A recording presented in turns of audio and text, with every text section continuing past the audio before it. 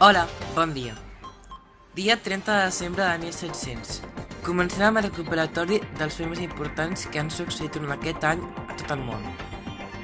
Aquest any, encara que no ha sigut dels més importants mundialment, ha marcat un abans i després a Espanya. El meu nom és Siu Aguilar i bé, ara sí, comencem. Primer fet, comença la Gran Guerra del Nord a Europa, al febrer. Sí, Míriam? Efectivament, sí. A mitjans de febrer va començar i va enfrontar l'imperi suec amb l'imperi rus i el regne de Dinamarca i Noruega. Ara mateix s'està jugant la supremacia del mar Bàltic als territoris escandinaus.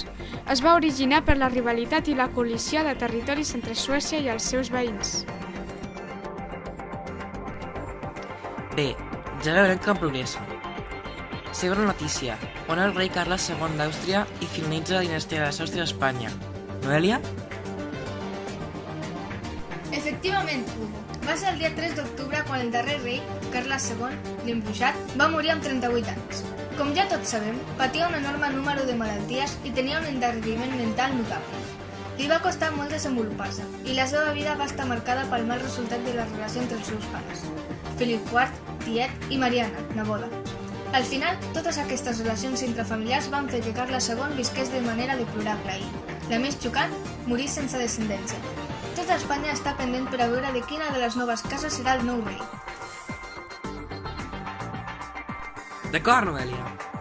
Tercera notícia, nou papa, Climent XI. Marta?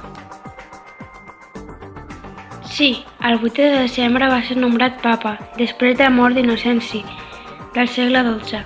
Veurem com actua la lluita contra els turcs. Alguna mort més?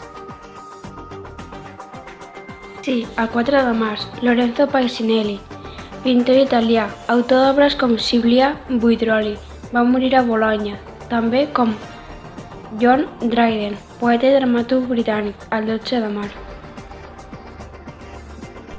També destaquem el terratrèmol de Cascàdia, a Nord-amèrica, el dia 26 de gener.